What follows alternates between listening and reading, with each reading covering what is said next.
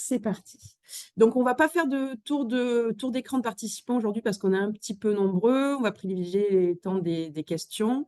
Je laisserai Aurélie et Anne se présenter donc chacune leur tour et beh, je vais laisser Aurélie débuter, partager son écran et débuter la présentation donc, Oui, sur les actualités, dotation aménité rurale. merci. Bonjour à toutes et tous. Je vais partager mon écran.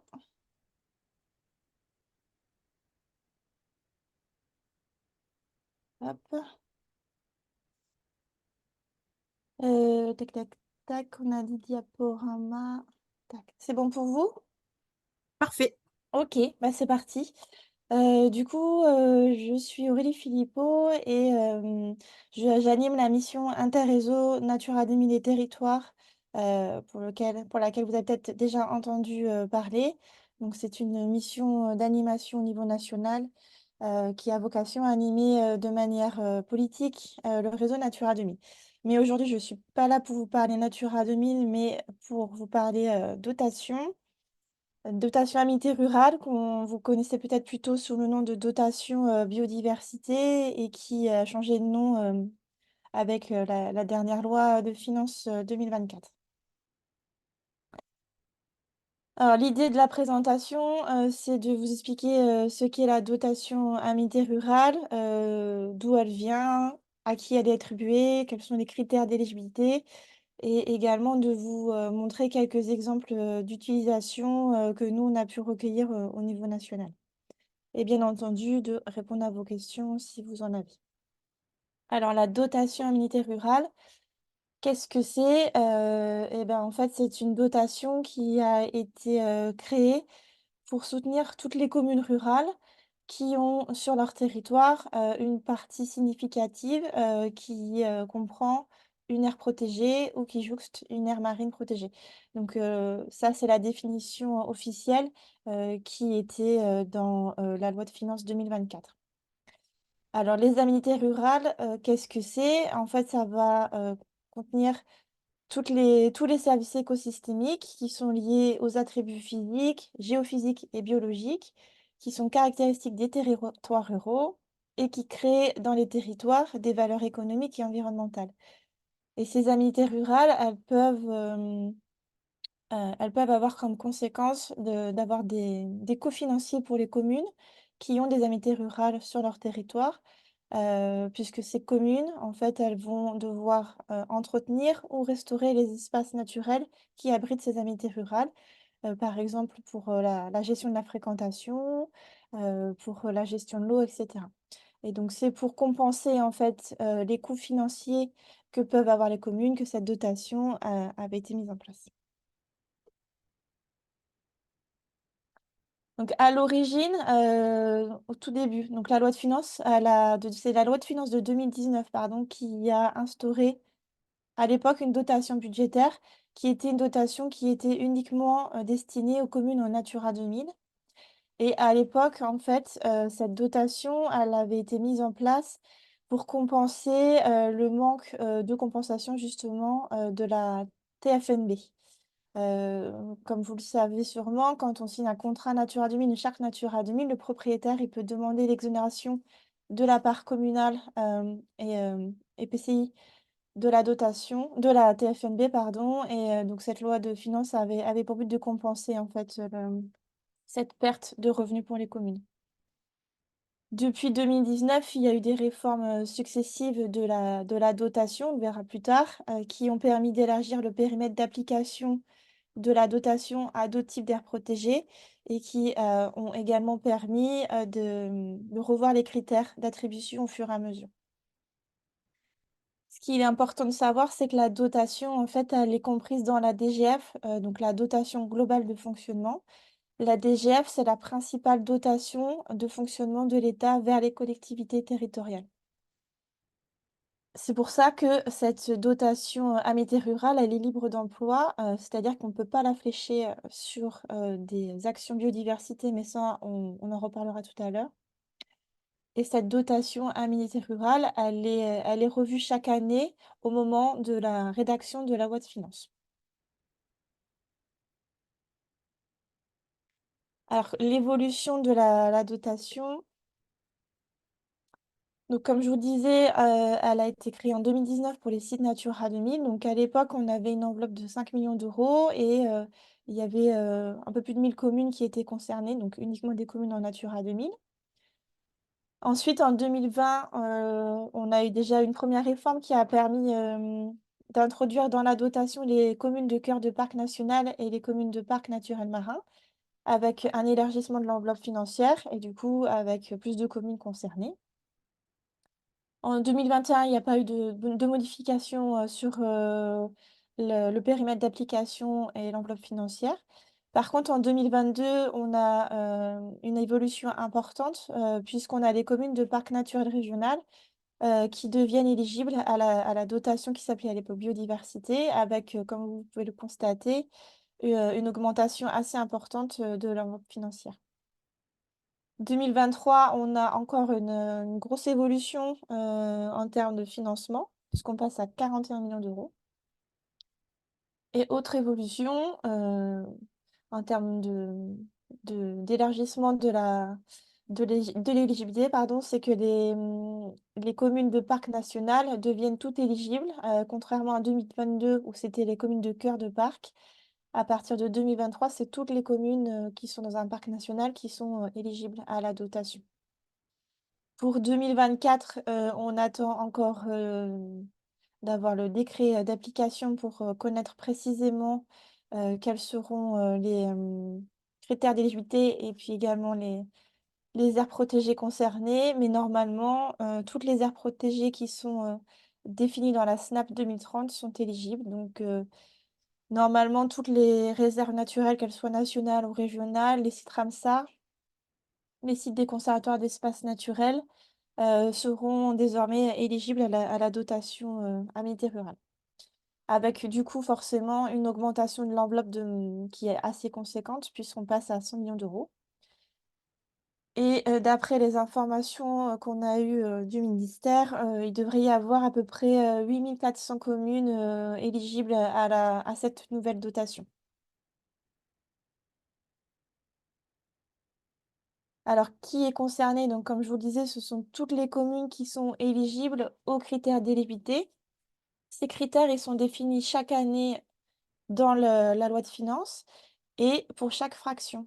Alors ce que j'appelle les fractions, en fait, ce sont les types d'aires protégées. Donc jusqu'à l'année dernière, on avait 4 fractions qui étaient donc Natura 2000, les parcs naturels régionaux, les parcs nationaux et les aires marines protégées. Et en fait, pour chacune de ces fractions, donc pour chaque type d'aire protégée, il y avait des critères d'éligibilité qui étaient, communs et également, propres à chaque, fraction. Donc pour que ça soit un peu plus clair, je vous ai mis, un exemple de critères, pour la fraction Natura 2000 puisque c'est celle que je connais le mieux, avec également, les évolutions, sur ces critères. Donc pour Natura 2000, les critères donc c'était d'avoir, une commune de moins de 10 000 habitants. À l'époque, il fallait qu'il y ait plus de 75 de la commune en Natura 2000 et on avait également un critère de richesse de la commune, qui était, introduite avec le potentiel fiscal par habitant. Donc au fur et à mesure, il y a eu des modifications sur les critères d'éligibilité qui ont permis, d'avoir de plus en plus de communes, éligibles à la dotation. Jusque, en 2022, par exemple, on a, changé le critère, sur le pourcentage de Natura 2000 à avoir dans la commune, où on était passé à l'époque à 50 au lieu de 75, ce qui avait permis quasiment de doubler le nombre de communes, qui pouvaient être éligibles à la dotation. En 2022, il y a eu également l'introduction de plafonds minimum, pour les communes. Donc ce plafond minimum, il a été aussi, introduit pour les autres fractions. Et en 2023, le plafond minimum était de 3 000 €. Donc ça veut dire que en fait, chaque commune qui était éligible ne pouvait pas toucher moins de 3 000 €, sur sa commune. Pour 2024, on attend donc le décret en Conseil d'État pour connaître précisément les critères d'éligibilité pour chacune des fractions, donc pour chaque type d'aire protégée. Ce dont on est sûr, puisque c'est inscrit dans la loi de finances, c'est que pour 2024, il y aura uniquement les communes rurales qui seront éligibles. Donc en fait, ça veut juste dire que le critère commune de moins de 10 000 habitants, en fait, il va disparaître. Alors les communes rurales, ce sont les communes qui sont très peu denses ou peu denses selon l'INSEE. Bon. Donc pour ça, en fait, pour savoir si les communes sur vos territoires, elles sont rurales, en fait, il faut aller chercher le tableau qui a été généré par l'INSEE et qui détermine pour chaque commune si ce sont des communes très peu denses ou des communes urbaines. Pour 2024, on retire aussi le critère de richesse. Donc tout ce qui était potentiel financier inférieur à 2 fois le potentiel financier par commune est retiré. Ça va permettre aussi à plus de communes d'être éligibles, puisqu'on avait pu constater que certaines communes qui étaient très rurales n'accédaient pas à la dotation à cause de ce critère, alors que c'était quand même des communes qui n'étaient quand même pas très riches, mais un tout petit peu plus riches que les communes de la même strate démographique. Ouais. Bon, c'était un critère un peu spécial, donc il a été retiré. Et donc, nouveau critère, donc ça je vous l'ai déjà dit, ce sera toutes les communes qui abritent une aire protégée au sens large du terme. Donc les modalités de calcul sont en attente de la parution du décret en Conseil d'État. Le décret, on l'attendait pour la fin de l'année dernière. Comme vous le savez, il y a eu des remaniements au sein du ministère en début d'année, ce qui a mis en pause la sortie du décret puisqu'il fallait attendre la nomination du nouveau ministre des collectivités territoriales. Donc la chance qu'on a, c'est que c'est Dominique Faure qui a été renominé. Et comme ça reste la même ministre, en fait, on a bon espoir qu'il n'y ait pas trop de modifications sur le projet de décret qui avait pu être rédigé en fin d'année dernière. Et la parution est attendue plutôt pour le mois d'avril. Alors la dotation, comment elle est attribuée de manière individuelle aux communes? En fait, cette dotation, déjà, elle est versée automatiquement aux communes éligibles. Donc là, je le précise parce que j'ai pas mal de questions là-dessus. Il n'y a pas de démarche administrative à faire de la part des communes au niveau des préfectures pour pouvoir avoir cette dotation. C'est Bercy qui fait les calculs de manière automatique. Pour 2024, donc on a un changement aussi sur cette attribution individuelle, puisque désormais, elle sera déterminée selon la population, mais également selon la superficie du territoire qui sera classé en aire protégée. Jusqu'à présent, c'était surtout des calculs qui étaient faits selon la population. Donc ça, la superficie du territoire, ça a été demandé par la Fédération des PNR auprès du ministère pour pouvoir rétribuer les communes qui ont très peu d'habitants, mais qui ont des grandes surfaces en aire protégée. Jusqu'à présent, les communes qui avaient très peu d'habitants, mais qui avaient beaucoup d'aires protégées, en fait, avaient souvent une dotation de 3 000 €, ce qui n'était pas vraiment, on va dire, équitable en termes d'aménité rurale. Donc ça devrait être régulé à partir de cette année. Ce dont on est également sûr, c'est que le montant, ne pourra pas être inférieur au montant perçu en 2023. Donc ça, c'est déjà une information que vous pouvez communiquer auprès de vos communes. C'est que si elles étaient éligibles l'année dernière, qu'elles sont encore éligibles en 2024, elles ne pourront pas avoir moins, de ce qu'elles avaient, l'année dernière. Ce dont on est moins sûr et voilà, on a encore des questions, qui devraient, enfin, pour lesquelles on va avoir une réponse dans le décret, c'est qu'on ne sait pas si les fractions seront cumulables. L'année dernière, pardon, quand une commune était à la fois en Natura 2000 et à la fois en parc naturel régional, si la commune était éligible à chacune des deux fractions, elle pouvait cumuler les montants éligibles. Donc ça voulait dire, par exemple, qu'une commune en Natura 2000 et PNR pouvait avoir une dotation au minimum de 6 000 € sur la commune. Donc ça, on attend toujours de savoir si désormais, par exemple, une commune qui sera en réserve naturelle et en Natura 2000, est-ce qu'elle va toucher la dotation au titre des réserves et de Natura 2000 ou est-ce que ça ne sera pas possible? Ça, on ne sait pas. On ne sait pas non plus si le montant minimum de 3 000 € sera maintenu.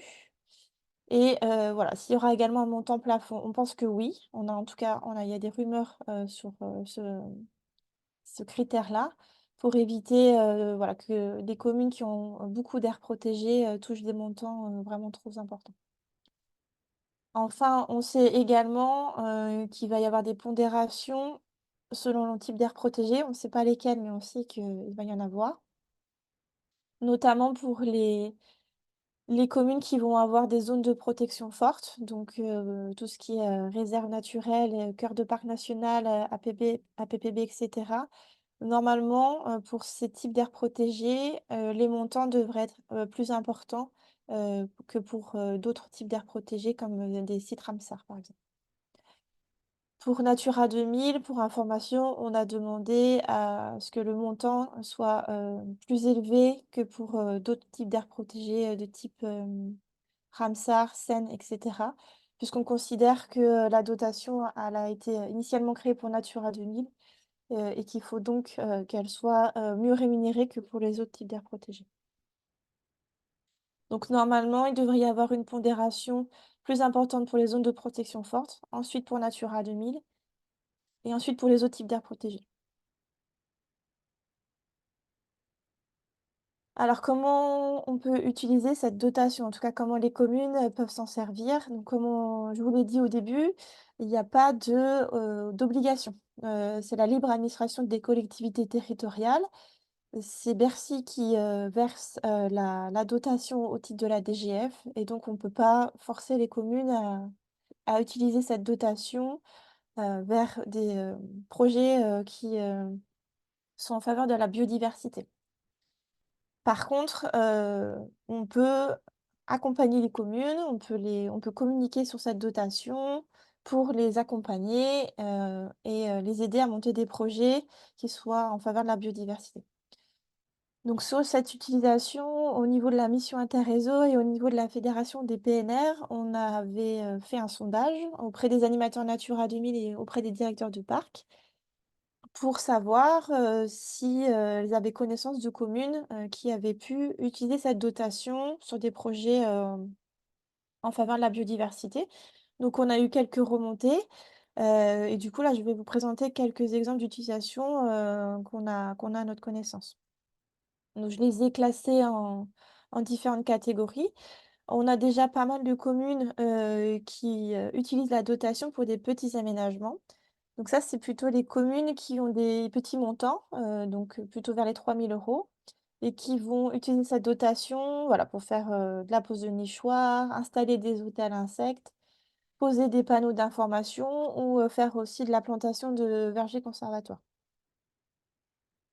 On a également, quelques structures, donc là, c'était plutôt des retours de parc, qui, ont investi, enfin, en tout cas pour lesquels les communes ont investi, dans du fonctionnement. Donc qui ont, embauché des personnes, soit pour faire l'animation foncière. On a également, des retours sur de la création de postes, comme par exemple des postes d'éco-garde ou des postes d'interprètes. Et on a également un retour sur, un poste qui a été créé pour faire l'animation, en vue de faire des associations foncières pastorales libres sur le territoire. On a également beaucoup de retours, ce qui est normal sur, des travaux, en milieu naturel. Donc c'est souvent des travaux qui sont réalisés dans le cadre de contrats Natura 2000 et en fait les collectivités, utilisent la dotation biodiversité, pour, la part, des 20 en autofinancement qu'elles doivent apporter, lorsqu'elles signent un contrat Natura 2000. Et donc cette dotation, elle a permis à des collectivités de faire de la restauration, de coteaux calcaires, de faire de la renaturation ou faire de l'entretien également, donc entretien de marais ou plantation de haies. On a également, pas mal de retours sur des communes qui, ont pu faire des ABC, grâce à la dotation, toujours avec les 20 d'autofinancement, du coup, qui sont apportés via la dotation. On a également, une collectivité, par exemple, qui a, utilisé la dotation pour, financer des animations pour les Journées du patrimoine ou pour financer aussi les plans d'action d'un UNS. Pardon et enfin, plus à la marge, on a aussi des communes qui font des travaux qui sont, en zone urbanisée, donc revégétalisation d'un centre-bourg ou désimperméabilisation de sol. Pardon, donc comme on l'a vu, il n'y a pas d'obligation pour les communes d'utiliser cette dotation, sur des projets spécifiques et du coup, il faut, un accompagnement des communes pour, leur expliquer cette dotation et aussi pour les inciter à en faire bon usage. Donc au niveau, de la mission interréseau, on a je ne sais pas si vous avez pu la voir, mais on avait fait une plaquette l'année dernière qui expliquait le dispositif et avec quelques exemples d'utilisation. Donc cette plaquette, elle sera mise à jour, dès qu'on aura, les nouveaux critères, d'éligibilité. Donc ça, on pourra vous la transmettre via l'ARB. Après, au niveau de la mission interréseau, on essaye également de faire de la promotion sur cette dotation dès qu'on en a l'occasion, donc via les webinaires qu'on peut organiser au niveau national, mais également aussi via les événements qu'on organise, au niveau régional, donc par exemple comme les rencontres régionales. Des élus Natura 2000, pour la région Occitanie, avec l'ARB et la région, on sera le 4 avril à Argelès-Gazost et ces rencontres régionales des élus Natura 2000, elles seront, consacrées justement à cette dotation biodiversité. Au niveau, local, il y a certains préfets de département qui envoient des courriers aux communes, avec les montants qu'elles perçoivent. Il y a également, des DREAL ou aussi des structures gestionnaires qui font des courriers, auprès des communes, pour les avertir elles ont bénéficié de la dotation et puis aussi pour les inciter à prendre contact avec les structures gestionnaires d'aires protégées, voilà, pour qu'elles soient accompagnées, dans le montage de projets. Et ensuite, au niveau local, il y a aussi, bah, les structures animatrices, ou les structures gestionnaires, qui, font la promotion d'outils via notamment pour Natura 2000, via les copiles ou, via les conseils communautaires. Voilà, j'ai terminé ma présentation. Je Merci vais beaucoup, Aurélie. départager, Super l'écran. timing. Je ne sais pas si tu as vu, je t'avais dit reste 2 minutes. Ben voilà. Non, parce qu'en fait, Donc, des questions, il y je en vois pas le a. chat. Je vois Il y en a via le chat. Du coup, il y oui, a, je ne sais pas si tu as vu la question de non. Laurent par rapport à la pondération. Ou peut-être Laurent, tu peux la poser à l'oral éventuellement, ta question. Et ensuite, Eve avait une question aussi en cours de présentation déjà. Oui, bonjour à tous. J'avais une question par rapport à cette pondération. Est-ce que vous avez une idée un petit peu de comment elle va être appliquée? On a une idée un petit peu du fait que les sites Natura 2000 allaient avoir un poids plus important, que les ZPF allaient avoir un poids plus important. C'est ce que j'ai compris hein, de votre présentation. Oui, D'ailleurs, je vous remercie, elle était très claire. Euh, Par contre, vous avez cité les sites SEN, par exemple, oui, avec les sites Ramsar. oui. Je me posais la question justement sur les sites SEN qui allaient être étudiés au cas par cas comme ZPF. Est-ce que du coup, ils vont rentrer dans le cadre de ces ZPF, du coup, avec un poids plus important? Oui, oui, je pense. Du coup, après, c'est pas encore sûr, mais ce qu'on nous a dit, ce serait que les ZPF, elles seraient pondérées de 2. En fait, ils vont faire des montants. Il y aura un montant, par hectare et par, type d'aire protégée. D'accord, Et en fait, pour les réserves, donc ça sera, enfin tout ce qui est ZPF, ça sera normalement 2 fois plus, Natura 2000, 1,5 plus et après pour le reste, ça sera 1. Voilà. Après, c'est pas d'accord. sûr, hein. Faut pas le prendre comme acquis parce que c'est des choses dont C'est on des nous bruits de couloir. avait c'est ça. Ok, C'est des choses qu'on nous avait partagées, avant le remaniement.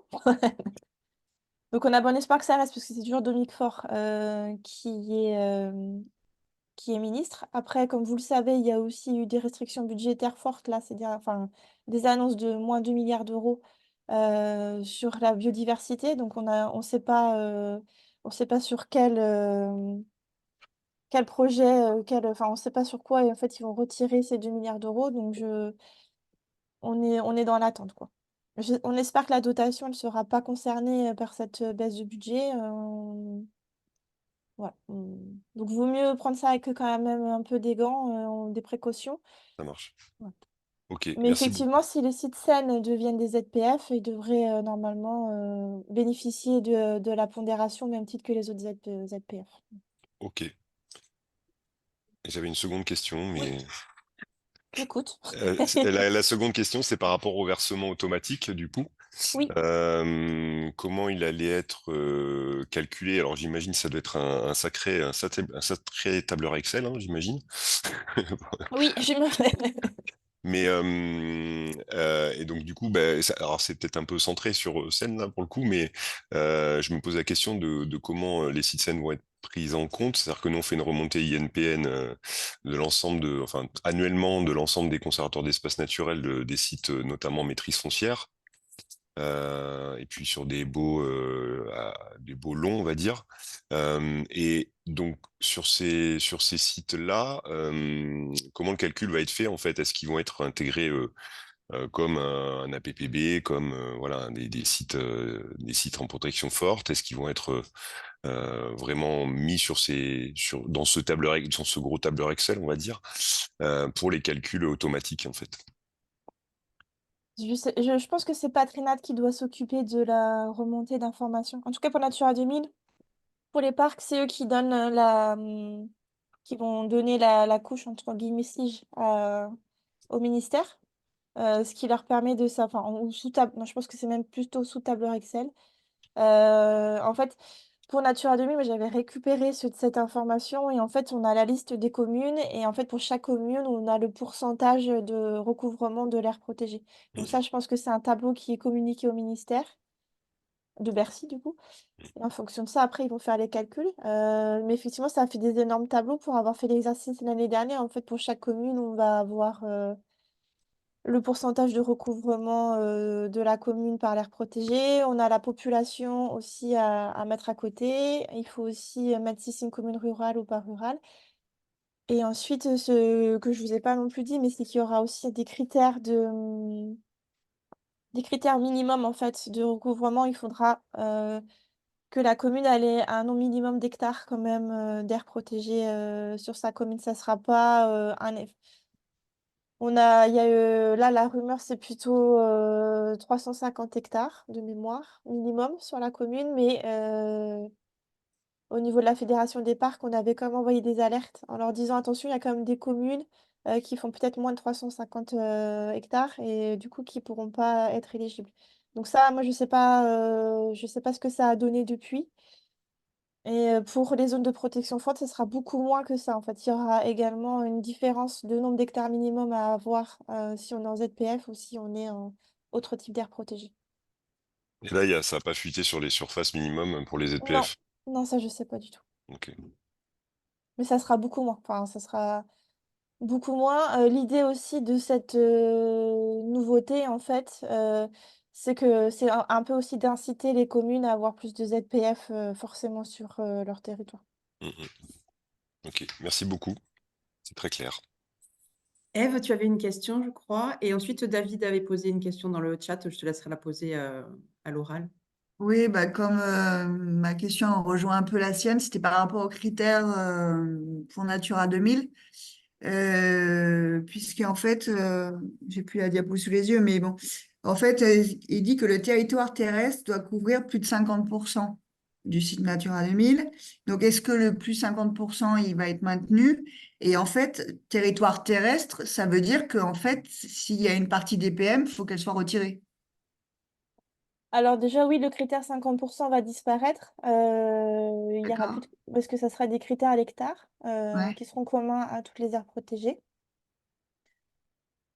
Pour Natura 2000, on ne sait pas non plus quel sera le non minimum d'hectares à avoir, puisqu'en fait, au niveau de la mission interréseau, nous, on a poussé pour que Natura 2000 soit entre les ZPF et les autres aires protégées. Donc, on ne sait pas si pour Natura 2000, ils vont prendre un critère d'hectare qui soit identique aux ZPF ou aux autres aires protégées.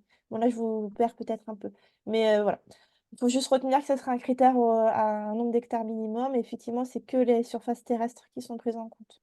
C'est que les surfaces terrestres. Donc, Oui, s'il y a une grande partie en étant oui, c'est considérée des ça. PM, c'est pas compté. Non. Et ça, c'est pareil. J'ai aussi eu des remontées sites Natura 2000 qui étaient pas contents parce que leur commune n'était pas éligible, parce ce sont des sites Natura 2000 en rivière. Et du coup, elles n'ont pas beaucoup de surface en zone terrestre, vu que la moitié du site, enfin, vu que le Mm. site Natura 2000 est un site rivière, elles sont pas éligibles. Mais bon. D'accord. Merci.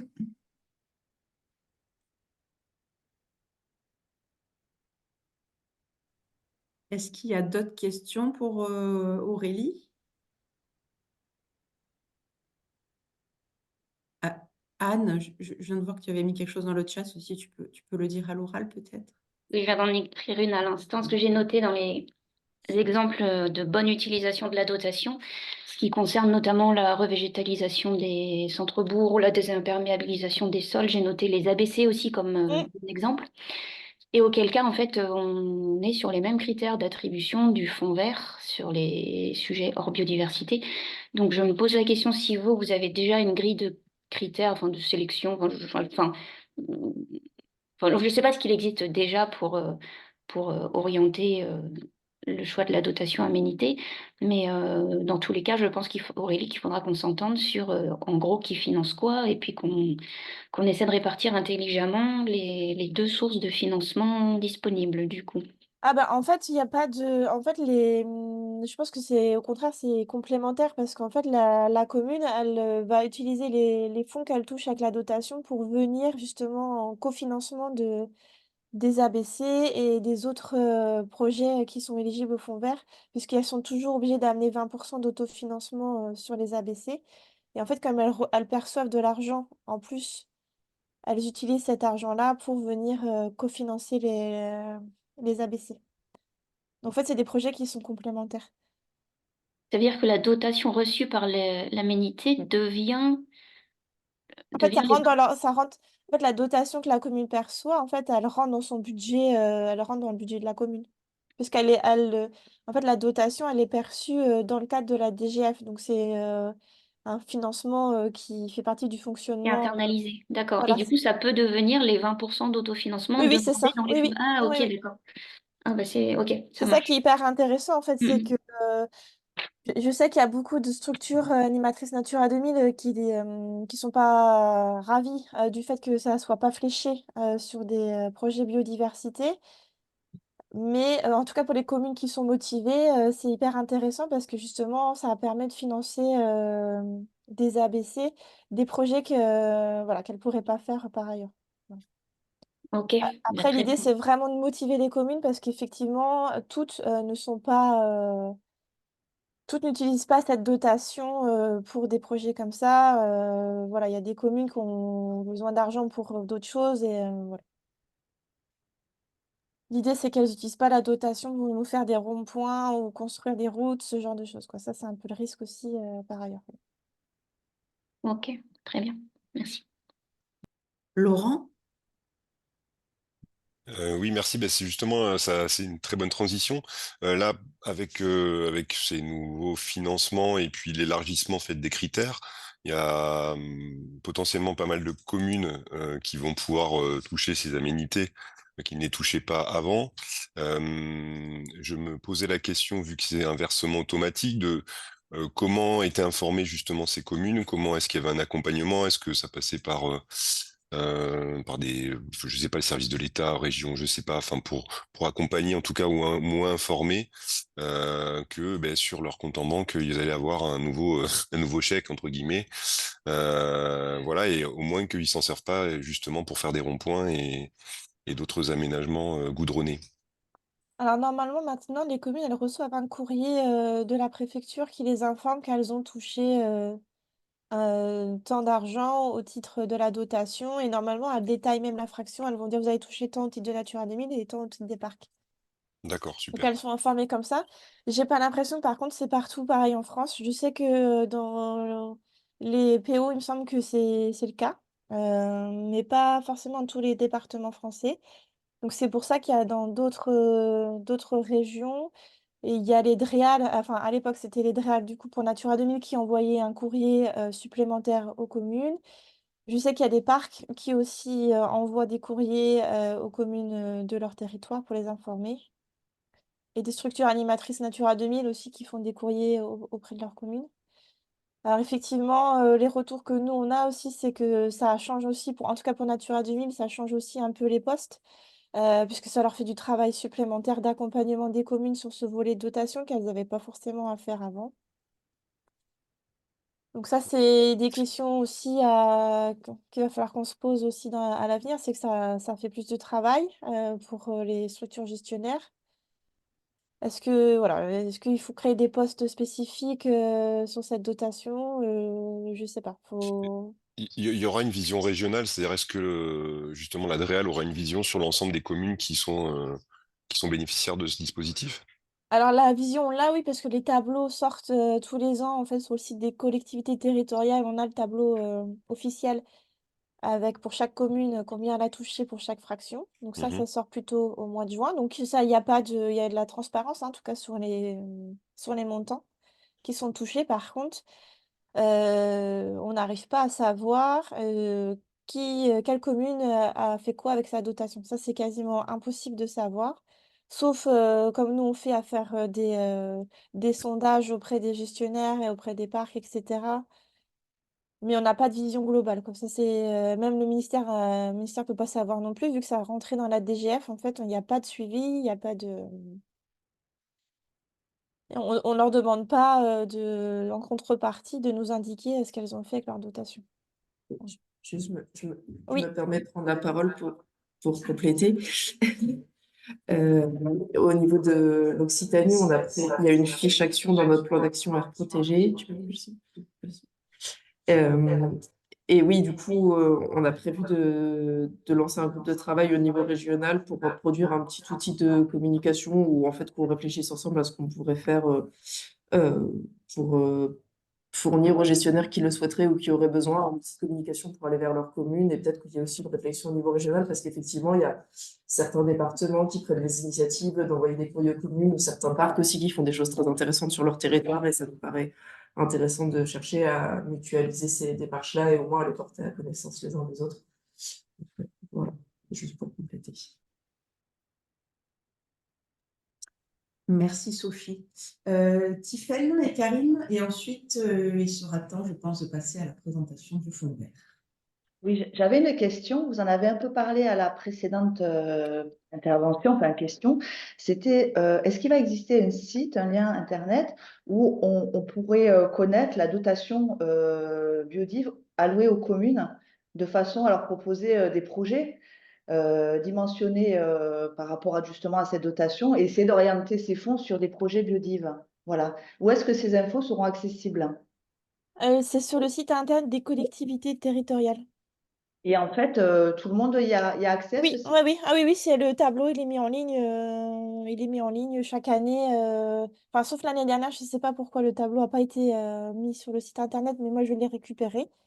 Donc ça, je peux vous l'envoyer. Il est officiel, hein, c'est les chiffres officiels. Donc, je Il peux récupérer sera ça. finalisé au mois d'avril, c'est ça, ou dès maintenant? Alors je pense honnêtement que les calculs sont déjà faits, puisque la DGF, les communes vont la toucher. Donc les calculs sont déjà faits, je pense. C'est juste qu'on attend le décret officiel pour connaître les critères. Mais eux, au sein du ministère, les critères, ils sont déjà connus, je pense. Donc les dotations, elles seront reversées. Et nous, les données officielles, on les a qu'au mois de juin, par contre. Ils les sortent qu'au mois de juin. Juin, D'accord. juillet même. Donc il y a en fait, ce qui est problématique, c'est pas problématique, mais il y a un décalage entre l'annonce officielle des chiffres et le fait qu'eux aient touché la dotation avant. Donc ça, D'accord. pour les animateurs, c'est pas forcément pratique, parce que l'idéal, ce serait d'anticiper un peu le versement de cette dotation auprès des communes pour que vous puissiez aller les rencontrer avant qu'ils touchent la dotation pour les accompagner. Et en fait, il y a un décalage entre la parution officielle des données et le versement de la dotation. Merci. Merci Aurélie. Je ne sais pas Aurélie, si tu me permets, hein, on enverra comme d'habitude du coup les présentations à l'ensemble des Oui, participants avec, avec l'adresse des intervenants.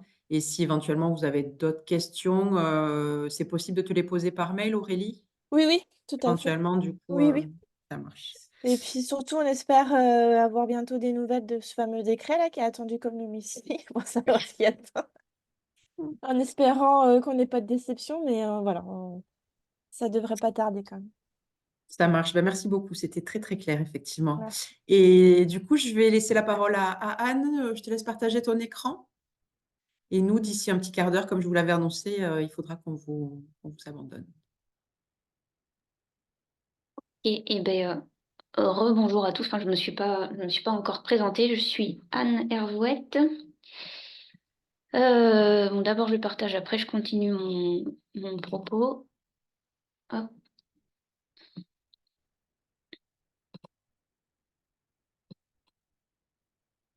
Est-ce que ça marche? Ok, super. Donc, je suis Anne Hervouette de la DREAL Occitanie. Je suis basée à Montpellier. Je suis dans le département biodiversité, le département qui est piloté par Frédéric Dantan. Vous avez peut-être déjà entendu ce nom. Et je suis chargée des aires protégées, avec des guillemets fortes, plutôt suivi des réserves naturelles nationales sur feu la région Languedoc-Roussillon. Par contre, je copilote la stratégie aires protégées 2030 sur les 13 départements d'Occitanie. Avec cette casquette-là, je gère des sous. Et parmi d'autres choses, là, on m'avait proposé ce matin de vous faire une présentation du nouveau fonds vert, ce que je vais essayer de faire du mieux que je peux. J'ai prévu en fin de présentation un petit point questions-réponses que j'ai intégré à mon diaporama. Si c'est pas suffisant, et enfin, dans tous les cas, on prendra évidemment les questions, mais peut-être plutôt à la fin de la présentation si ça vous convient. Sachant que avant de démarrer, je vais démarrer avec 2 mauvaises nouvelles et j'en suis désolée, mais la première, c'est que on n'a pas encore fini d'écrire les critères qui vont régionaliser le fonds vert national. Donc je vous dirai ce que j'en sais, mais il y a des choses qui sont évoquées mais qui ne sont pas encore écrites. On se revoit avec les agences de l'eau le 7 mars, donc j'espère que ce sera la date butoir à partir de laquelle tout sera terminé et transmis. Et deuxième mauvaise nouvelle, que moi j'ai entendu à la radio pendant mes vacances, c'est l'annonce de Bruno Le Maire qui disait qu'il fallait faire 10 milliards d'euros d'économies à l'échelle nationale, enfin 2 fois 5 milliards. Et parmi ces 10 milliards d'euros, le fonds vert est ponctionné de 500 millions. C'est à peu près 20% de ce qui était prévu sur le fonds vert.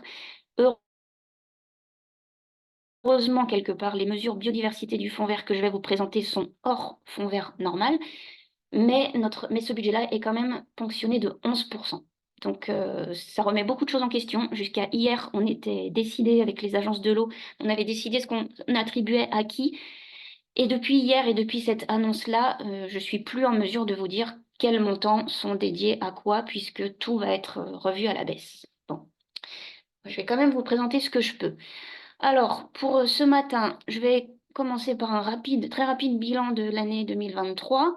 Avant d'arriver à la présentation de l'année 2024, quelques diapos sur la mécanique globale de fonctionnement, quelques mots sur le contenu des cahiers d'accompagnement, mais comme je pense que vous les avez tous regardés avant aujourd'hui, on verra quel niveau de détail vous voulez, mais je pensais plutôt m'arrêter sur la régionalisation des critères et puis engager avec vous à travers quelques exemples de quoi répondre à vos questions sur tout un tas de sujets. Je commence donc par évoquer l'année 2023. 2023, donc année de démarrage du fonds vert, qui est le nom raccourci de sa vraie intention, qui est le plan de financement national pour accompagner et accélérer la planification écologique dans les territoires, et qui a vocation à durer sur toute la durée du deuxième quinquennat Macron. Lancé l'année dernière, il a mobilisé 2 milliards d'euros à l'échelle nationale, tout confondu. Ça inclut les pistes cyclables, la rénovation de l'éclairage public, la biodiversité, etc. En Occitanie, nous, on a réussi à obtenir quasiment 13 millions, à peu près, en plusieurs fois. En début d'année, on avait 12 millions et demi, mais comme on a été bons consommateurs et bons élèves, on a eu 2 rallonges de crédit successives, plutôt orientées sur Adour-Garonne, et au final, c'est presque 13 millions qu'on a consommés. Ces 13 millions étaient répartis en 4 thématiques clés. Espaces protégés, dont je m'occupe, protection des espèces, avec largement un zoom sur les espèces qui font l'objet d'un PNA ou assimilées, réduction des pressions, qui incluait beaucoup de choses, dont la lutte contre les espèces exotiques, la dépollution des sols, etc. Et enfin, restauration écologique. Ces 13 millions ont été consommés par 104 projets qui ont pu être aidés sur ces montants-là. Et ces 104 projets, ils ont été lauréats sur 135 instruits et 177 déposés sur l'année 2023. 2024 désormais, donc jusqu'à hier, je pouvais vous annoncer une dotation nationale qui se montait à 264 millions. Maintenant qu'on sait qu'on est prélevé de plusieurs centaines de millions d'euros au niveau national, je ne peux plus vous dire le montant désormais attribué au fonds vert. Sachant que ce montant-là, ça par contre, ça c'est une bonne nouvelle, c'est que désormais l'administration centrale aura un petit bout du nouveau fonds vert, en l'occurrence 47 millions. Les opérateurs nationaux de l'État, donc certains établissements publics, parmi lesquels l'OFB, les parcs nationaux, le Conservatoire du littoral notamment, eux ont leur propre enveloppe du fonds vert, donc ils n'émargeront pas au fonds vert régional, si bien que les plus ou moins 135 millions moins X% qui sont déconcentrés vers les DREAL sont réservés, avec des guillemets, à ceux qui ne sont plus établissements publics, grosso modo. Pour l'Occitanie, jusqu'à hier, je pouvais annoncer à peu près 11 millions de fonds verts, avec des guillemets biodiversité, qu'on pouvait ajouter à nos 7,3 millions qui, eux, sont notre socle de fonctionnement habituel aux biodiversités paysages. Donc désormais, moins 11% en moyenne, mais je ne peux pas vous dire comment on va ventiler cette suppression, cette diminution de 11%. On attaque peu à peu le contenu du nouveau fonds vert 2024. Alors, je dis fonds vert par raccourci, mais normalement, il faudrait que je découpe en deux. En fait, le fonds vert tel que vous l'avez connu l'année dernière pour ceux qui ont déposé des dossiers n'existe plus. Il est conservé sur les thématiques de l'année dernière, enfin pour toutes les thématiques de l'année dernière, sauf la biodiversité. Donc la biodiversité, c'est un nouveau fonds vert un peu différent. Mais bon, par raccourci, je dirais fonds vert à chaque fois et j'espère que ça ne va pas vous déranger, mais je ne pense pas que vous ayez besoin de connaître tous les détails. Donc, le nouveau fonds vert biodiversité, il est désormais disponible pour 3 mesures. La première mesure qui s'appelle Connaître, elle est presque exclusivement dédiée aux atlas de biodiversité communale. À ce sujet, l'OFB bénéficie de 15 millions au niveau national qui sont sanctuarisés pour les ABC. Et je ne crois pas que l'enveloppe Occitanie soit déjà connue, ou en tout cas Delphine n'avait pas su me la donner, mais elle estimait qu'à peu près 1,5 million serait destiné aux ABC en Occitanie. Ensuite, deuxième mesure qui s'appelle Protéger et restaurer. En matière de protection, elle est resserrée sur la déclinaison de la SAP et la protection forte. En matière de restauration, c'est à peu près toute la restauration écologique telle que vous pouvez la connaître. Et dernière mesure, elle s'appelle Réduire les pressions. Et ça concerne les espèces menacées, particulièrement celles qui font l'objet d'un PNA, les pollinisateurs, qui sont hors PNA, je ne sais pas pourquoi, la continuité écologique, incluant les trames vertes, bleues et noires, et les espèces exotiques envahissantes. Ces 3 mesures-là sont découpées en plusieurs interlocuteurs. Et du coup, sur la suite de la présentation, pour que ce soit plus clair pour vous quand elle sera transmise, je vais adopter ce code couleur que j'ai mis à l'écran. Si je ne suis pas concernée, ou si la DREAL n'est pas concernée, ce sera gris. Donc, en l'occurrence, les atlas de la biodiversité communale sont complètement gérés par l'OFB, donc je n'en parlerai pas. Si la mesure ou la sous-mesure concernée est gérée par la DREAL, en l'occurrence la protection forte et les espèces PNA, ce sera vert. Et pour tout le reste, tout ce qui est géré par les agences de l'eau, en l'occurrence les sous-mesures pollinisateurs, espèces exotiques envahissantes, trames vertes et bleues et restauration, ça, ce sera bleu, et je vais garder ce code couleur-là, ça correspond à l'interlocuteur de la sous-mesure. Avant d'être dans le cœur du sujet, voilà ce que je pourrais vous transmettre qui sera un peu le résumé global, un peu le macro-fonctionnement du nouveau fonds vert. Donc, moi, DREAL, je suis l'encadré orange là-haut, je suis, parmi d'autres évidemment, celle qui va gérer la répartition des crédits par mesure et par sous-mesure, et celle qui va définir certains critères d'éligibilité ou de priorisation. C'est ce qu'on appelle la régionalisation des cahiers d'accompagnement, et c'est ce qu'on est en train de faire avec les agences de l'eau à l'origine du comité des financeurs. Et vous êtes blanc, vous êtes porteur de projet. Donc vous déposez sur Aide Territoire, je vous montrerai à la fin. votre dossier est transmis de manière automatique à un service instructeur, soit vous déposez sur la mesure connaître, c'est géré par l'OFB, j'en parlerai pas, soit vous êtes concerné par un sujet air protégé, protection forte, ou bien un sujet espèce menacée, plutôt PMA, c'est complètement géré, instruit et financé par l'ADREAL, soit vous êtes dans n'importe quel autre cas de figure, en dehors de ces 3 cas-là, et vous serez pris en charge par l'Agence de l'eau, techniquement et financièrement. Et le dossier suit sa route ensuite. On n'aura pas tout à fait un comité des financeurs, mais quelque chose qui avoisinera ça, qui se réunira normalement tous les mois, maximum tous les 2 mois, pour essayer d'avoir une instruction des dossiers qu'on recevra à peu près au fil de l'eau. Suite à quoi, chacun dans sa comitologie respective aura des décisions successives pour parvenir à des attributions d'aide qui, pour vous, seront disponibles sur la plateforme Démarche simplifiée. Et on en reparlera à la fin de la présentation. En matière de montant, j'avais fait des estimations, mais qui du coup sont désormais complètement à revoir. Mais en gros, l'OFB aura à peu près 1,5 million sur la mesure connaître.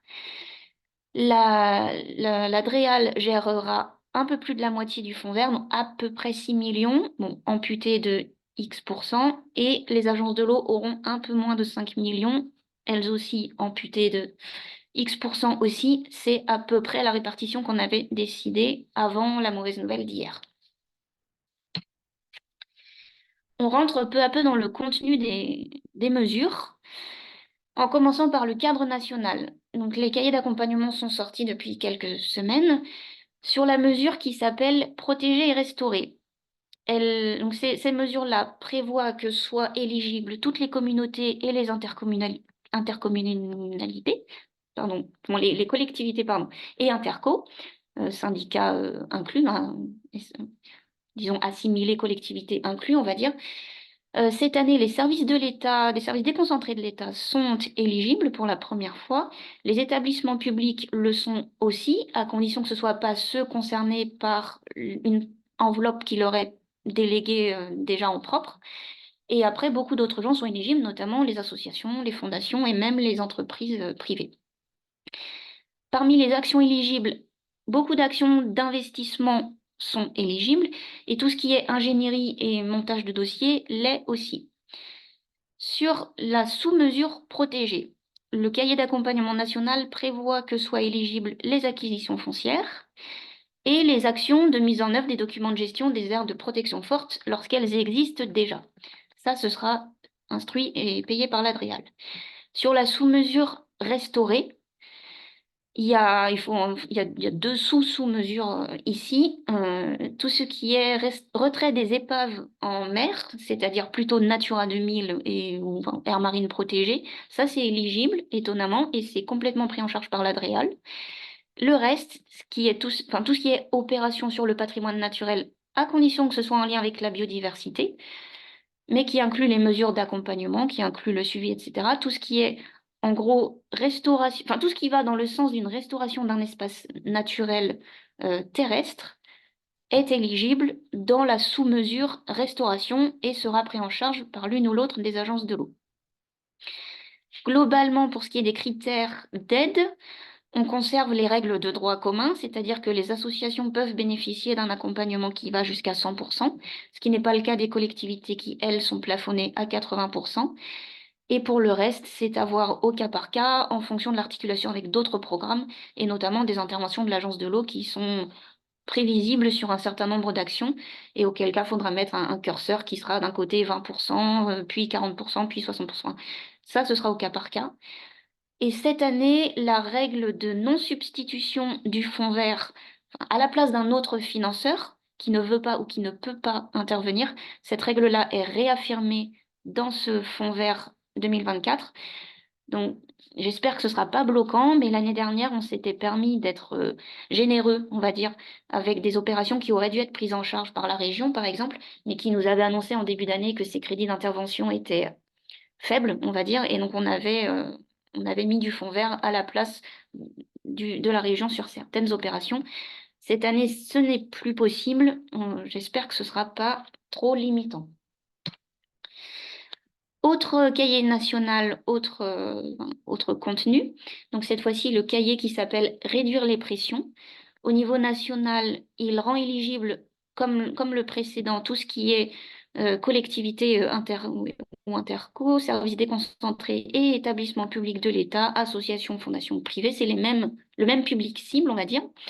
À nouveau, ce qui est action d'investissement est éligible et le temps d'ingénierie ou le temps de montage des dossiers l'est aussi. On finance avec ce cahier national tout ce qui est espèces menacées, notamment ce qui fait l'objet d'un PNA ou assimilé. Donc j'ai vu que la tourterelle des bois, par exemple, était finançable, de même que le grand tétras, bien sûr. Par contre, mauvaise nouvelle, on ne finance pas du tout les grands prédateurs qui font l'objet d'un PNA. Donc ça exclut toute aide qui tourne autour du sujet loup ou ours, notamment. Donc l'année dernière, on avait réussi à payer, je crois, un aide-berger. Je sais plus où c'était, mais cette année, on n'y arrivera plus. Et dans les autres actions éligibles, qui seront, elles, prises en charge par les agences de l'eau, il y a tout ce qui est pollinisateur, que ce soit l'alimentation, le refuge, la gestion d'une bande enherbée ou la continuité écologique, c'est éligible. Tout ce qui est trame verte, bleue et noire est éligible, et lutte contre les espèces exotiques et envahissantes également. Et comme précédemment, on permet un accompagnement qui va jusqu'à 100% dans le cas d'une association qui déposerait un dossier, 80% si c'est une collectivité, et au cas par cas dans d'autres cas de figure où il y a d'autres financeurs qui interviennent. Et à nouveau, a priori, pas de substitution avec d'autres sources de financement qui devraient arriver. Je m'arrête un petit peu sur les critères de régionalisation qui sont en train d'être écrits. Comme je vous disais, qui ne sont pas encore validés. J'espère que ce sera le cas au plus tard le 7 mars. Nous, on souhaite que les dossiers déposés en 2023 soient examinés au regard des règles de 2023. Ça, c'est pour rassurer la grosse trentaine de porteurs de projets qui ont déposé en fin d'année, qui n'ont pas pu être instruits et encore moins honorés l'année précédente. Vous serez normalement pris en charge cette année avec les règles de l'année dernière. Donc, quelque part, tant mieux, puisque le cahier d'accompagnement de l'année dernière était un peu plus souple, un peu plus large que cette année. Donc, tant mieux pour vous. Par contre, ça, c'est pas le cas pour ceux qui ont cette année leur propre enveloppe de financement. Donc, les parcs nationaux qui ont déposé, ou l'ONF qui avait déposé l'année dernière dans le fonds vert Occitanie, ne sera pas pris en charge en 2024 dans le fonds vert géré par l'Adréal. Ce sera l'administration centrale qui les prendra en charge. Sur cette année, je continue sur les critères de régionalisation. On souhaite qu'il n'y ait ni montant plancher, ni montant plafond. Sauf évidemment les règles mises en propre par les agences de l'eau. Donc côté RMC, il y aura un plancher à 2 000 €. Côté Adour-Garonne à 10 000, si je ne dis pas de bêtises. Je vous reconfirmerai, j'ai peur que ce soit le contraire, je vous redirai ça plus tard. Mais l'Adréal ne mettra pas, par exemple, ni de montant de plancher, ni montant de plafond. Par contre, on se réserve le droit de revisiter cette règle si l'afflux de dossiers est vraiment trop massif, parce qu'on va travailler sans ETP supplémentaire sur l'instruction des dossiers qui vont nous arriver, et on s'attend à largement 130, 150 dossiers. À gérer en propre, ça va être très compliqué. Donc si au mois de mai ou juin, on est noyé de dossiers, on revisitera peut-être cette règle-là, mais pour l'instant, pas de montant plancher. Ensuite, nous, on voudrait être plus permissif que le cahier national. Donc, on est en train d'écrire des choses qui vont un petit peu tordre les critères nationaux, mais on espère avoir la bienveillance du ministère pour ça. On voudrait, par exemple, rendre tout ce qui est acquisition de connaissances, c'est-à-dire diagnostic en gros, et concertation préalable éligible au cahier d'accompagnement protégé-restauré, par exemple. Donc si quelqu'un veut créer une protection forte, mais qu'il a besoin d'inventaires naturalistes supplémentaires et que bien sûr il a envie de réunir les élus, les agriculteurs, enfin faire toute une étape de concertation, nous on voudrait le rendre éligible, on va essayer de faire ça. On voudrait le faire, enfin on le fera avec quelques critères qui vont quand même conditionner cette aide-là. Donc, avec l'objectif de création d'une protection forte, par exemple, qui soit liée à un livrable opérationnel dont on va écrire plus ou moins la définition dans les critères régionaux, et à condition que ce soit un montant qui ne soit pas majoritaire par rapport au montant total du dossier. On pourrait écrire ces règles-là. Et on voudrait écrire aussi essentiellement peut-être dans le cahier, dans la sous-mesure restauration, c'est possible qu'on écrive un régime de priorité. Par exemple, en priorité, les 5 sites par département qui sont en cours de définition avec les DDT, c'est possible. Possiblement en priorité les sites Natura 2000 qui nous permettront de répondre au règlement européen de renaturation qui est en train d'être écrit lui aussi. Et à tout ça s'ajouteront quelques autres définitions. Ce que l'on considérera comme acceptable en matière de restauration, c'est quelque chose qui pourrait être écrit également.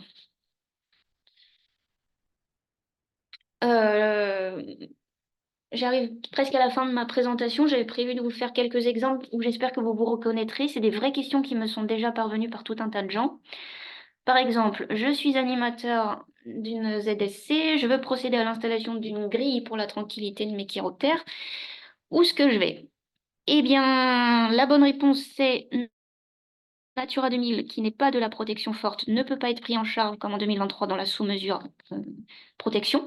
Du coup, l'animateur de la ZSC qui m'a posé cette question, je lui ai répondu, il faut que tu ailles dans le cahier d'accompagnement, réduire les pressions et dans la sous-mesure PNA pour que ta grille soit intégralement prise en charge par l'ADREAL. Deuxième question que j'ai eue souvent, je suis conservateur de RNR ou autre espace de protection forte, je veux procéder à une restauration de mon espace naturel, qu'est-ce que je fais? Donc ça, c'était la question de Jérémia, pour ne rien vous cacher. Eh bien, Jérémia, je comprends ta question, puisque tu es protection forte, donc tu pourrais être éligible à la mesure protection, mais tu veux procéder à la restauration, donc c'est l'autre sous-mesure et c'est l'autre sous-financeur.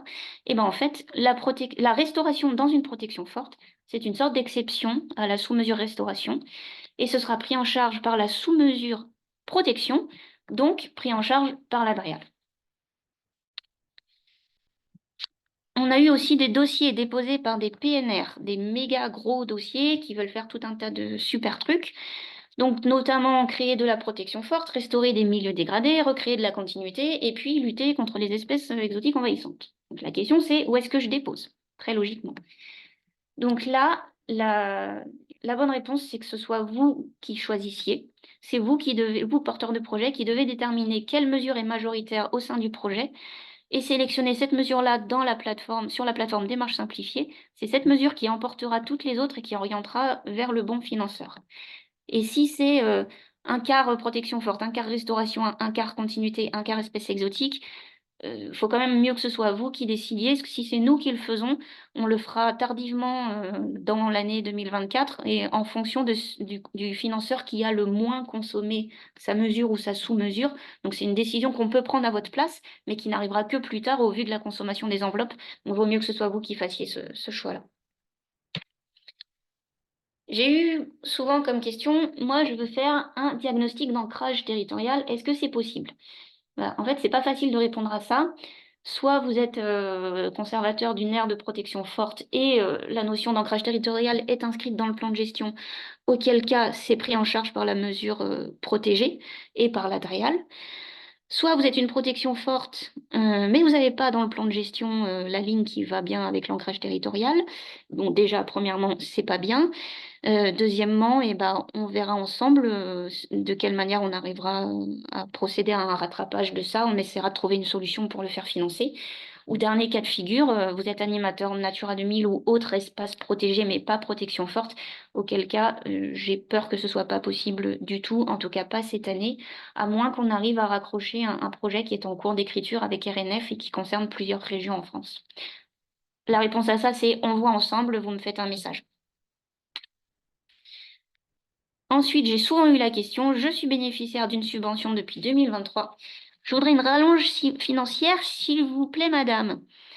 Et bien là, Benjamin, c'est absolument impossible pour 2 raisons, mais notamment pour la raison que la ligne de 2023, c'est l'ancien fonds vert dans un montage qui n'existe plus en 2024. Je vous disais tout à l'heure, le fonds vert est reconduit, sauf pour la biodiversité qui fait l'objet d'un cas à part. Donc la ligne budgétaire de 2023 a complètement disparu, donc on ne peut pas procéder à des rallonges d'anciens dossiers.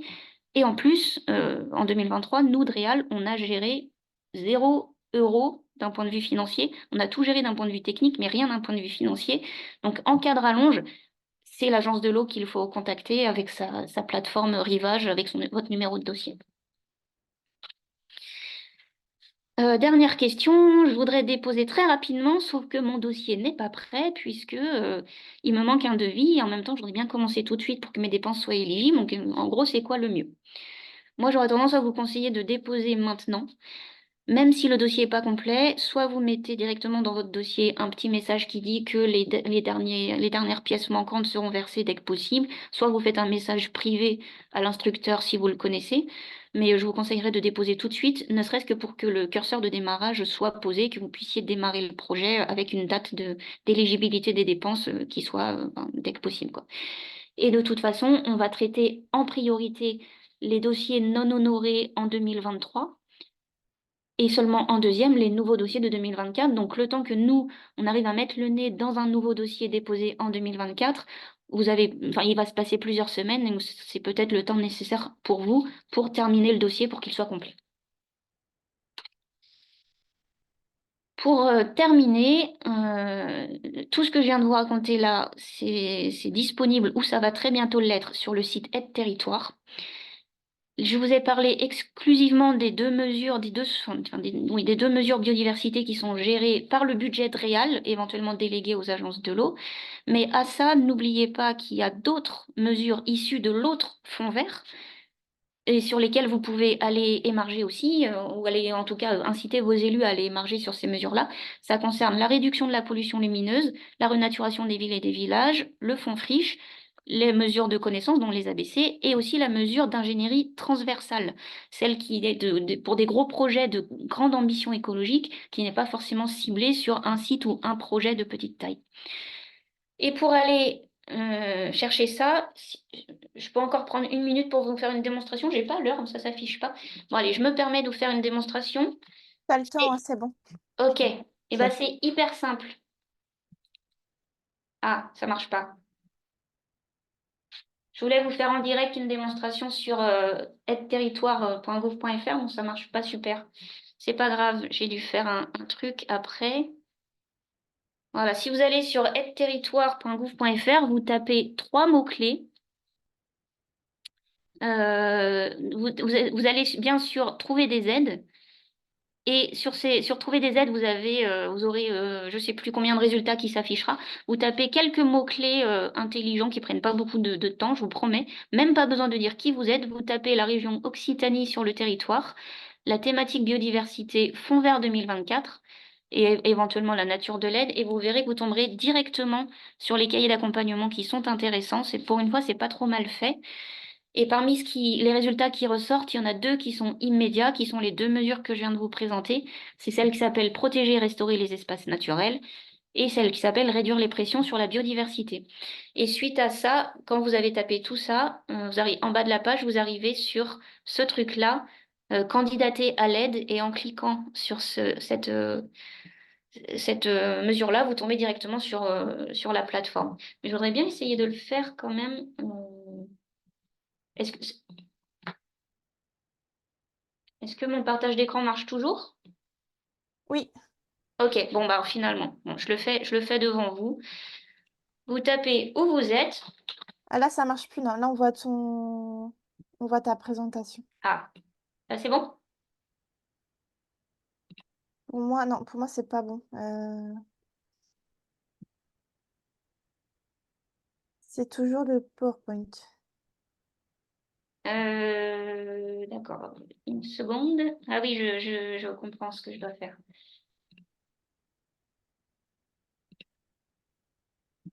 Je recommence avec du coup.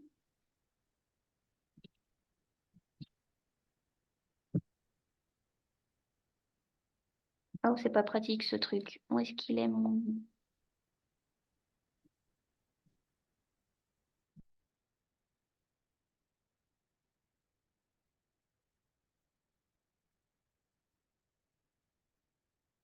Est-ce que ça marche?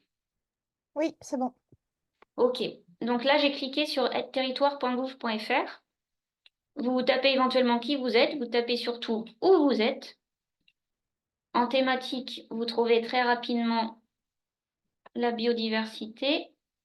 J'ai été évidemment trop loin.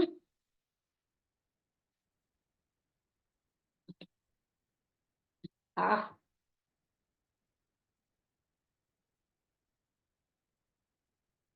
Je l'ai trouvé tout à l'heure du premier coup. Voilà, biodiversité, nature de l'aide, ingénierie financière, programme d'aide, édition Fonds vert 2024. Il est déjà renseigné, donc c'est celui-là.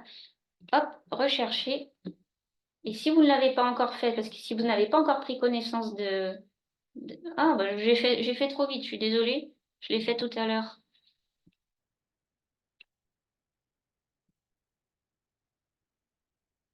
Comme quoi, ça ne marche pas du tout. Non, vous tombez très vite sur les 3 cahiers d'accompagnement les plus intéressants pour vous. Celui tout à gauche, c'est la mesure transversale, plutôt à destination des collectivités, mais qui peut permettre de soutenir des projets, comme je vous disais, de grande envergure ou de forte ambition écologique.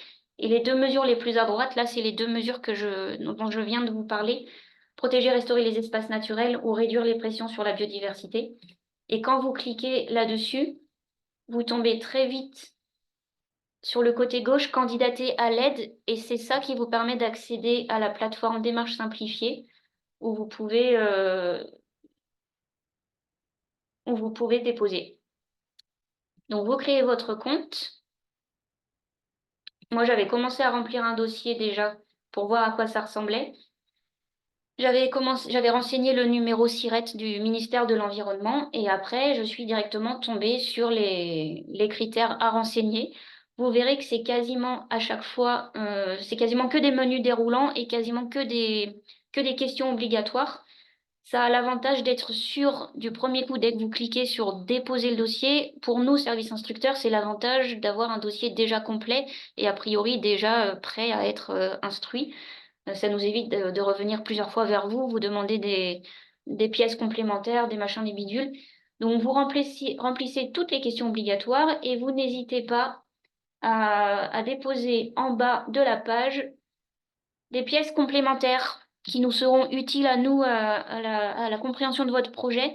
Et notamment, moi, je vous invite à faire à part un plan de financement qui soit très clair entre la part d'autofinancement, la part fonds vert, la part d'un autre financeur s'il y en a un et faire à part un petit argumentaire technique, on va dire, qui contient un minimum de contenu en matière de voilà ce que je veux faire, voilà ce que sont mes indicateurs de suivi, mes objectifs, voilà le livrable que je vous fournirai à l'issue du projet. Ça, je vous invite à le faire dans un petit dossier technique à part. Et au-delà des critères obligatoires à remplir sur démarche simplifiée, ce sera très apprécié par nous-mêmes et ça nous facilitera la vie. Voilà.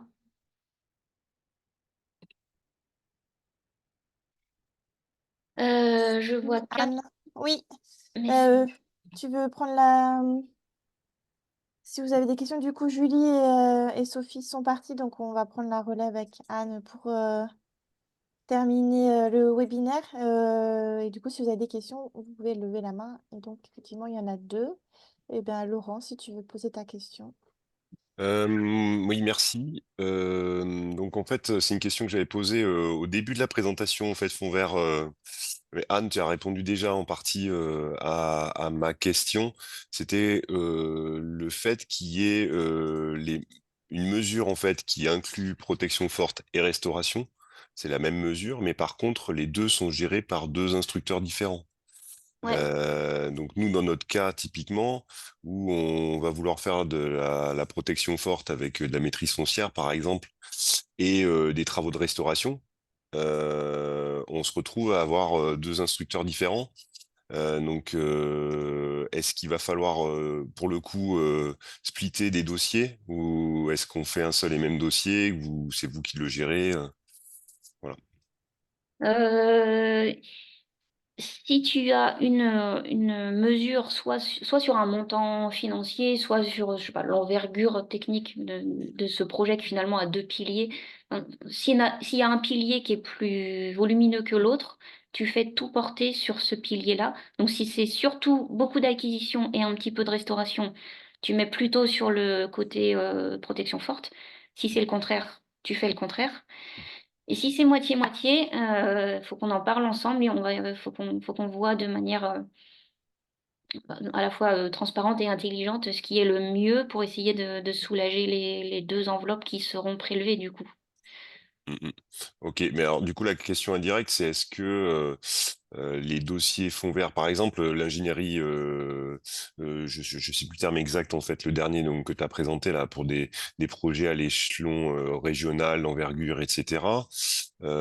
Est-ce que il peut y avoir par exemple un dossier sur cette mesure-là, qui est sur le nouveau fonds vert 2024, et avoir un dossier sur la mesure restauration protection forte, par exemple? Et qui se complètent en fait, comme une sorte de dossier, pas jumeau, mais complémentaire, quoi, clairement sur des mesures différentes.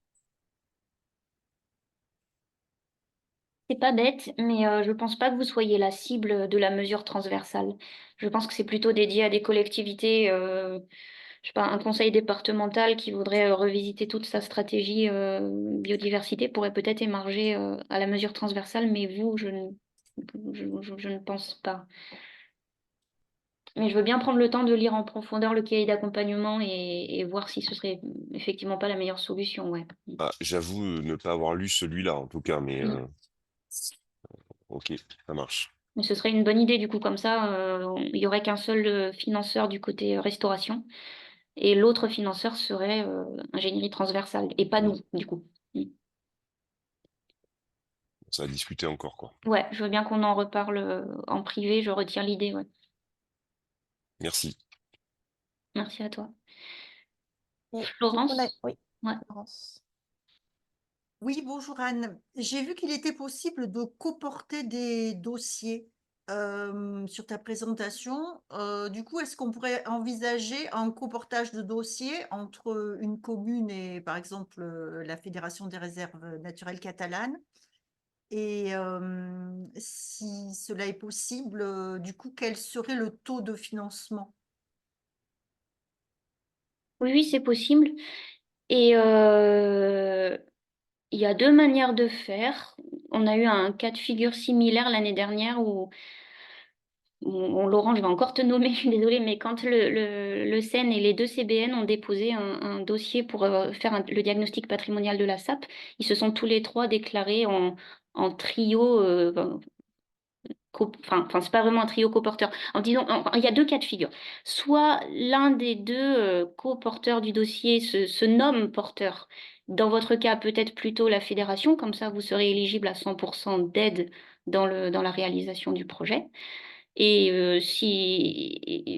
on peut faire confiance à un montage comme ça, sans autres pièces à signer ou quoi que ce soit. Soit sinon, vous voulez tous les deux vous déclarer co-porteurs, et auquel cas, nous, on a des modèles de convention de mandat, et qui font que, pas de convention de mandat, des conventions de partenariat, pardon, et qui vous déclarent tous les deux co-porteurs. Mais je pense que c'est plus compliqué de faire un quelque chose de coportage plutôt que l'un qui se propose d'être pilote pour le compte des deux. Ça me semble être préférable dans cette solution-là. Ouais, dans le cas... Du coup, si l'un est pilote, on ne rentre pas dans la catégorie de coportage. Mais est-ce que c'est gênant? Non, non, mais c'est juste pour savoir, euh, du coup, lorsque l'un est pilote, on mentionne l'autre entité, par exemple la collectivité, dans le dossier de demande de subvention, mais par contre, on dépose notre demande de subvention normalement, quoi, comme on est habitué à faire. C'est ça, c'est bien Oui, ça. oui, oui. Pour reprendre l'exemple dont tu as parlé, Anne, en fait, on porte, nous, un dossier, en effet, sur le diagnostic SAP, mais c'est nous qui avons déposé SEN ce dossier-là, avec les deux conservateurs botaniques nationaux. Donc, on fait une convention de partenariat entre nous, mais on travaille ensemble sur le projet, c'est-à-dire qu'on est au même niveau, il n'y a pas de... Voilà, c'est juste qu'au niveau administratif, c'est le SEN qui porte ce dossier-là. Mais après, dans le travail technique quotidien, on va dire, c'est un travail à trois structures, quoi, concrètement. Donc, avec une convention de partenariat. Et nous-mêmes, SEN, on a été associés à un autre fonds vert, je crois, sur un territoire, pareil, en partenaire uniquement, et on ne portait pas, et on était inclus dans le projet. En fait, je posais cette question par rapport aux avances de trésorerie. on voit que bon, lorsqu'on dépose des gros projets, les avances de trésorerie pèsent. Du coup, dans le cadre d'un coportage, j'imaginais que du coup, cette avance de trésorerie pouvait être partagée entre deux structures, plutôt qu'une seule structure prenne le leadership du projet et du coup soit tenue d'avancer la trésorerie pour l'ensemble du projet. D'accord, je comprends.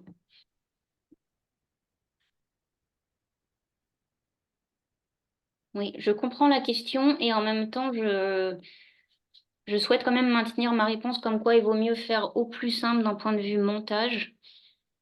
Et le plus simple me semble être que vous qui avez un statut association portiez le projet de manière à pouvoir être éligible à 100%. Mais après, c'est vrai que d'un point de vue délai, même si on va essayer de faire un pseudo-comité des financeurs toutes les 6 semaines en gros et essayer d'instruire au fil de l'eau, nous, on aura un processus de validation qui va, dans un assez grand nombre de cas, monter au moins jusqu'à notre DREAL et parfois jusqu'à notre préfet, ce qui inclut quand même plusieurs semaines d'instruction avant de parvenir à la délivrance de la subvention d'attribution de subvention, de la convention d'attribution de subvention. Donc, je comprends la question.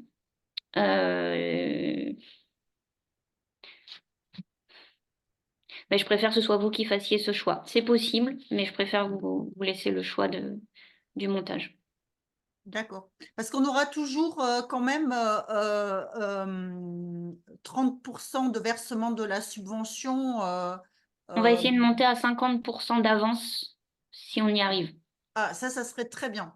Ouais, on va essayer de faire ça, ouais. Et le reste en acompte et un solde final qui pourra pas dépasser 20% et qui sera versé comme sur une subvention normale sur la production d'un compte-rendu d'exécution ou quelque chose d'assimilé. Ok. Et c'est vrai que je ne l'ai pas dit tout à l'heure, mais les agences de l'eau, elles vont être obligées de passer devant leur commission d'aide, je crois que ça s'appelle comme ça, commission d'aide quelque chose, il me manque un mot, mais bon, elles ont un fonctionnement qui sera plus proche d'une réunion trimestrielle de leurs commissions respectives, qui évidemment ne sont pas calées aux mêmes dates selon que vous êtes côté Rhône-Méditerranée ou côté Adour-Garonne. Donc, si vous émargez dans des mesures qui sont intégralement prises en charge par les agences de l'eau, vous risquez d'avoir des réponses qui vont être par salves successives, plus qu'au fil de l'eau, comme nous, on essaiera de le faire sur la plateforme Démarche simplifiée. Mais dans la finalité, j'espère que ce ne sera pas plus compliqué. Il me semble avoir compris que jusqu'à 50 000 euros, les agences de l'eau ont un processus de validation et d'obtention de signature qui est plus simple, qui ne remonte pas jusqu'au président de telle commission, au directeur de tel machin. Donc sur des petits dossiers, ça devrait être un fonctionnement assez facile côté agence de l'eau. Au-delà de 50 000 euros, ce sera un peu plus long dans l'attribution des aides. Et nous, dans notre cas, comme on a internalisé ce nouveau fonds vert dans notre budget propre, notre BOP 113, nous, on a une délégation de signature jusqu'à 90 000 euros où on peut faire signer notre directeur métier. Et au-dessus de 90 000 euros, c'est le DREAL qui signe, et au-dessus de 200 000, c'est le préfet qui signe. Donc, pour des petits dossiers de moins de 90 000 euros, on sera sur un processus assez simple, avec des guillemets. Laurent a une autre question. Encore. Désolé. Non, c'est par rapport au PNA, justement, aux espèces PNA. On a été confronté sur les critères l'année dernière sur le fait que tout ce qui était connaissance justement ou animation, c'est-à-dire ce qui n'était pas concrètement de l'action de restauration ou d'action de gestion espèces exotiques aussi, des animations de stratégie, ça rentrait pas en fait dans les critères fonds verts. Tu sembles dire qu'on va pouvoir mettre des actions connaissances dans ce nouveau dispositif. Est-ce que voilà, est-ce que ça va être inscrit dans ces critères régionaux en fait? Est-ce qu'ils vont être inscrits dans un cahier d'accompagnement particulier? Est-ce qu'il va y avoir des pourcentages de connaissances dans un dossier, mais il faudra on pourra pas faire un dossier à 100% connaissances, j'imagine, à moins que tu me dises le contraire. Enfin voilà, je voulais savoir un peu plus là-dessus. Ça va être inscrit non pas dans un cahier d'accompagnement régional, mais par contre dans une régionalisation des critères des cahiers nationaux. Et normalement, nous, on l'aura versé, moi, j'ai les droits de gestionnaire sur Aide Territoire et moi, je peux remplir euh, certains critères d'attribution d'aide régionalisée. Donc, vous, normalement, quand vous cliquerez sur la plateforme Aide Territoire en renseignant la région, la thématique et la nature de l'aide, vous tomberez directement sur les cahiers d'accompagnement nationaux avec leurs critères régionalisés. Ok. Donc, normalement, tout sera disponible dès que possible et vous y aurez directement accès. Et effectivement, on va essayer de rendre éligible tout ce qui est acquisition de connaissances, ou assimiler diagnostic et concertation, aussi bien sur le sujet de mise en œuvre d'un PNA que sur le sujet air protégé. Par contre, on sait qu'on aura la censure du niveau national. Tout ce qu'on va écrire comme critères régionaux va être relu par le ministère et redescendra avec plus ou moins d'accords favorables ou pas. On sait qu'on aura une certaine bienveillance de la part du ministère sur les critères que je viens de vous dire là, notamment acquisition de connaissances. Ils sont conscients comme nous qu'on ne crée pas une aire protégée si on ne fait pas un minimum de diagnostic, si on ne fait pas un minimum de concertation. Et de la même manière pour la mise en œuvre d'un PNA, si on n'accompagne pas ça de connaissances, on passe à côté du sujet. Donc ils sont conscients de ça et je pense qu'on aura, ouais, on va dire une certaine bienveillance pour ajouter ces critères-là. Pour autant, il ne faudrait pas que ce soit un dossier exclusivement connaissance sans une finalité opérationnelle ou même avec un curseur, ce serait bien que ce soit pas plus de, je sais pas, peut-être moitié-moitié, quoi. Moitié acquisition de connaissances et moitié objectif opérationnel, ça me semble être pas mal. Et on essaiera de ne pas mettre de chiffres précis, on essaiera de mettre des tendances, des orientations et de se laisser la marge de manœuvre à la fin, au moment de l'instruction, plutôt qu'au début, pour que vous, enfin, oui, plutôt à la fin de l'instruction du projet qu'au début, au moment du dépôt de projet. Comme ça, on essaie de prendre en charge le plus grand nombre de dossiers possible. Et nous, on s'entend avec les agences de l'eau pour mettre le curseur au bon endroit. Ok, merci. Il y avait un message dans le chat de Catherine. Peux-tu nous redonner les éléments à faire figurer dans le dossier technique que tu nous conseilles de joindre à notre demande? Un dossier qui contient ce qui vous semble logique à faire figurer, mais sur des critères techniques d'un côté. Voilà mon projet, voilà mon état initial sur site, voilà ce que je veux faire et voilà mes indicateurs de suivi. Ça, je le verrai bien dans un dossier technique, effectivement. Et à part de ça, une annexe plan de financement, un tableau qui soit clair entre les entrées et les sorties et les financeurs du projet, avec évidemment les montants qui vont avec, de manière à ce qu'on ait une vision immédiate du montant demandé et du pourcentage d'aide demandé. Ça nous simplifiera la vie sur le sujet, surtout financier.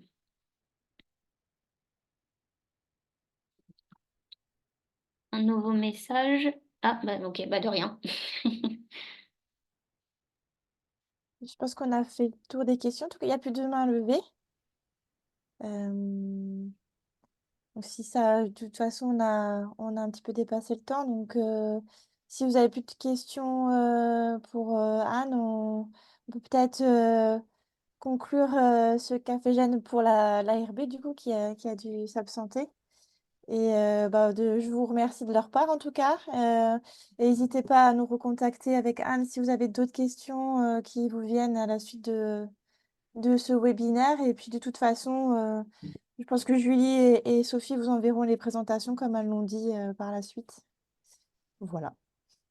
Peut-être Anne, tu avais un dernier mot à dire. Pas plus que ça. Je j'ai pas donné mon mail, mais bon, il est complètement standard. Vous avez mon nom et mon prénom, vous retrouverez mon mail. Je veux bien répondre à vos questions, mais si possible, après la réunion avec les agences de l'eau, si c'est possible, après le 7 mars.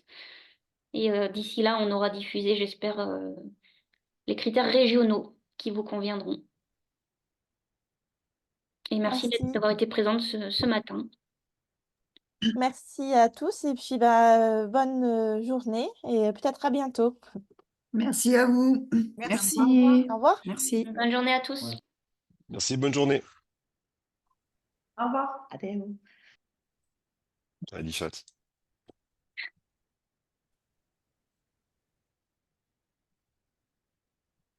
C'était très clair aussi, Anne, hein. Merci. Ok, bah, merci à toi. Même si c'était pas facile avec plein d'inconnus dans l'équation, mais bon. Ouais, je marche un peu sur des œufs parce que je sais que je peux rien annoncer et en même temps, je peux pas cacher le fait qu'on a une ponction